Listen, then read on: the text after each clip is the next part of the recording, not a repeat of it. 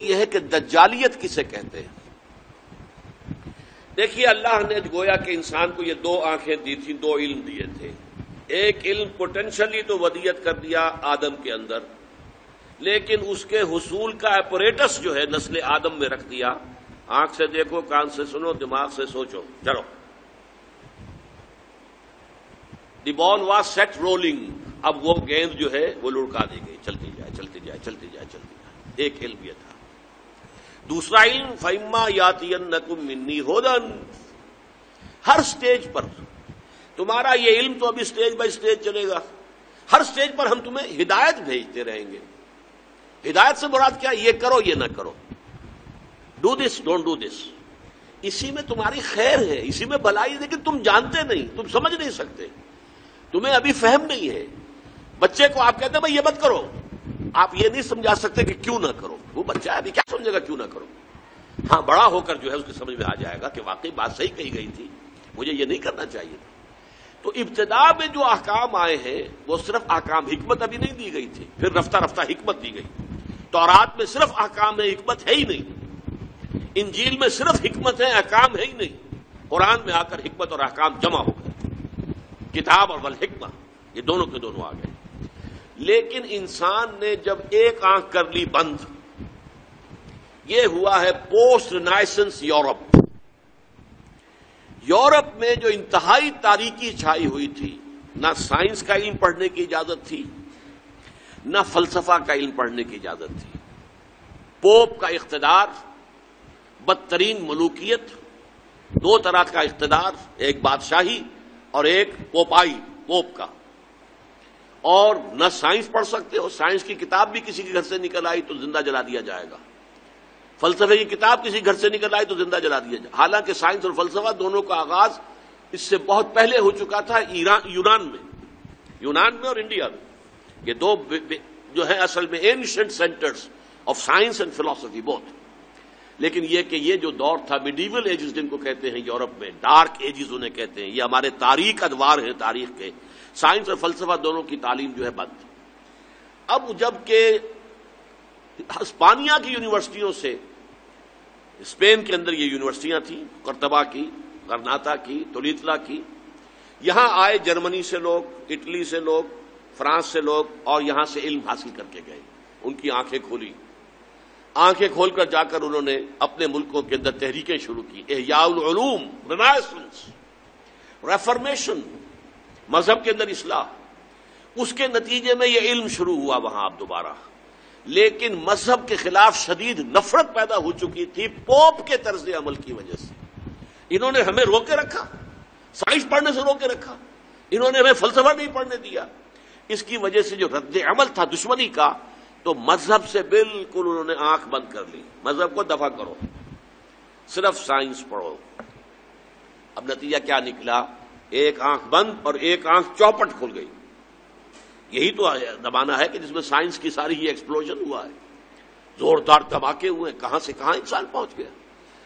اس میں نتیجہ کیا نکلا ہے کہ وہ ایک آنکھ کی جو ہے یافت، وہ تو آسمان سے باتیں کر رہی ہے اور ایک آنکھ بند ہے۔ یہ دجالیت ہے، اس لیے کانا دجال کہلاتا ہے۔ دو آنکھیں اللہ نے دی تھیں، ایک آنکھ یہ ایکوائرڈ نالج والی، ایک آنکھ ریویلڈ نالج والی۔ ریویلڈ نالج سے آنکھ بند اور ایکوائرڈ نالج والی آنکھ چوپٹ کھل گئی۔ آج ہمیں خواص اشیاء کا علم حاصل ہو چکا ہے، properties of matter, you know دم۔ آج ہمیں کاسموس کا علم بہت زیادہ حاصل ہو چکا ہے، اور یہ علم اس حد کو پہنچ گیا ہے کہ چاند کو ہم اپنے پاؤں تلے روند کے آ گئے۔ اس سے آگے نہ معلوم خلا میں کہاں کہاں جو ہے جا رہے ہیں۔ آج کل آپ کو پروب کرنے والی چیزیں جو ہیں وہ مریخ سے بھی آگے کہاں کہاں پہنچ چکے ہیں۔ تو یہ انسان کا جو علم ہے، یہی علم ابھی کچھ اور آگے بڑھے گا تو تمام جو مسٹریز آف نیچر ہیں ان سب کو معلوم کر لے گا۔ موت و حیات، مردہ کو زندہ کرے گا دجال، یہ صلاحیت اس میں آ جائے گی۔ زمین بنجر پڑی ہوگی، کہے گا کہ اس میں فصل ہونی چاہیے، ہو جائے گی۔ بارش نہیں ہو رہی، حکم دے گا اور بارش ہوگی، فاصلے ختم ہو جائے، اور ہو چکے ہیں virtually. This world has become a global village.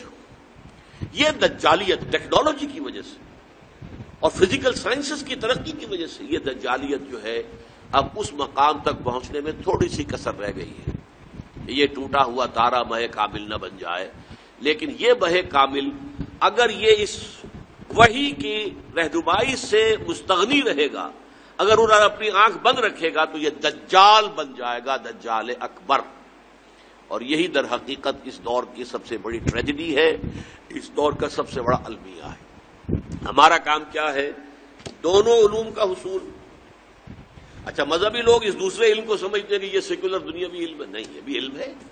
علامہ آدم الاسماء تو اللہ نے سکھایا تھا، لہذا اس کو ڈسکارڈ کر دینا کہ یہ ہمارا دینی علم ہے، نہیں، دین تو در حقیقت پوری دنیا کو محیط ہے.